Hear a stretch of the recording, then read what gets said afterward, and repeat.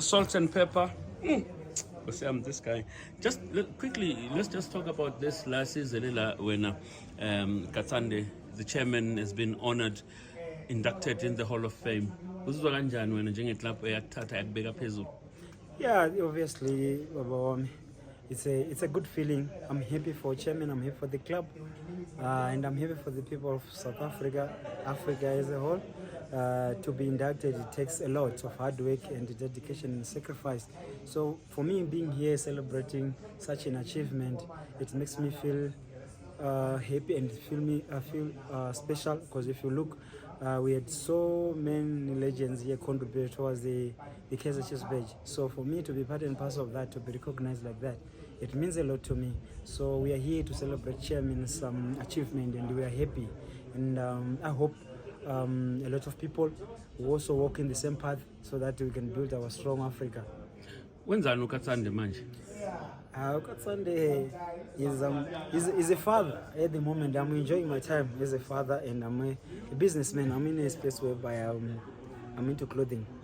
Yeah, I know. Salt and Pepper has been doing things, making things happen. Let's take it back home, and the sad news: George Choba, the big man, is no more. And surely, your fellow countrymen. How does it sit with you? It doesn't sit well with me. It's not only his family lost their loved one, but us also as friends, as fellow colleagues in the football industry. We have lost a hero, we have lost a warrior. If you look, he was part and parcel of the back-to-back AFCON qualifying squad, and here we just came back on the fold again at the international level.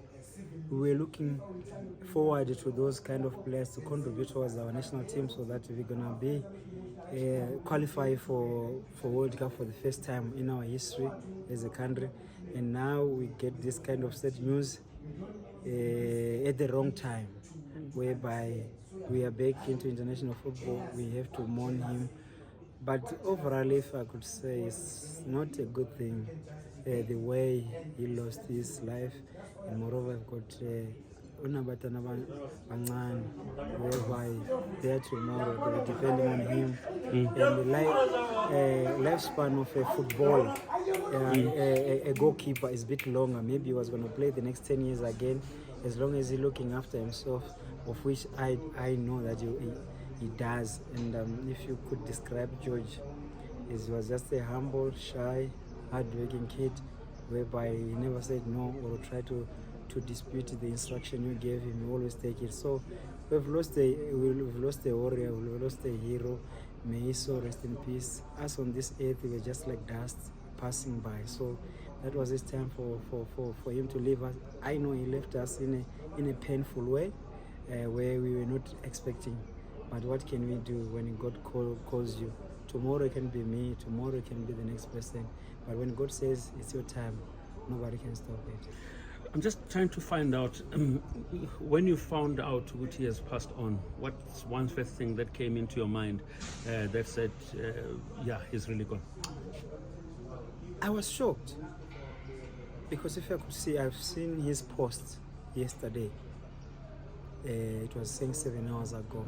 He was talking, it was a quote, something like a strength, something like that. But the next couple of hours, the guy is no more. It came to me as a shock, like, oh, okay. But I know the pain of losing the loved ones. And imagine me, I'm a friend, I'm a brother. What about his family, his wife, his kids? How they reacted? I know the feeling.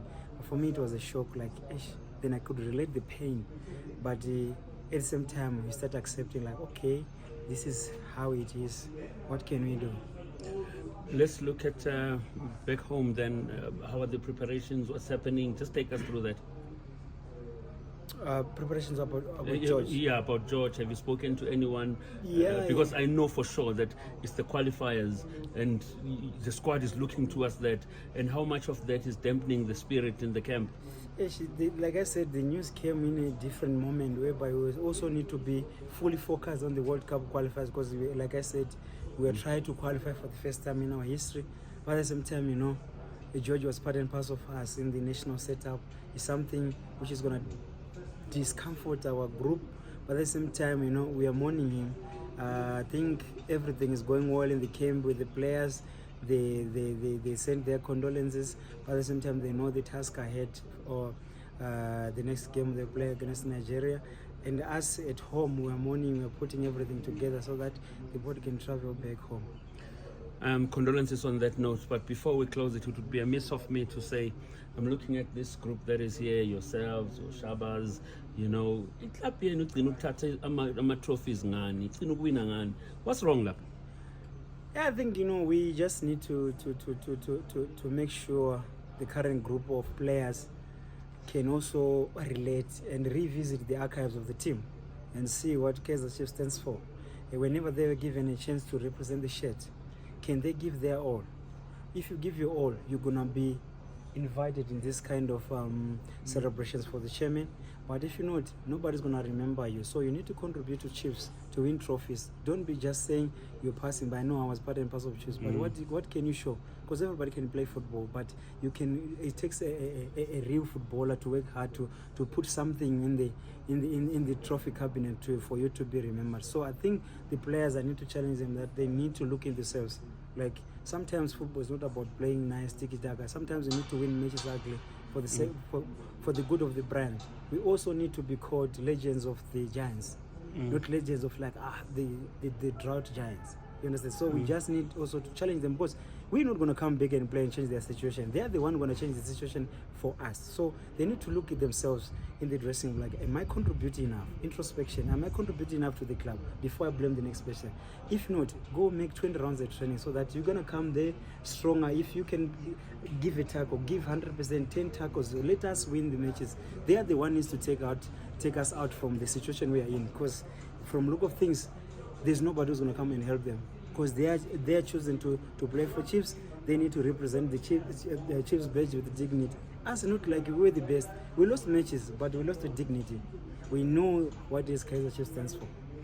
I'm looking at the way you talk, salt and pepper, because you're looking so emotional about the Kaizer Chiefs subject, and there's also a coaching matter that the coach is not there, all of those stories. But how much does the coach play in a talented squad like that? How much the role of the coach is the role of the coach?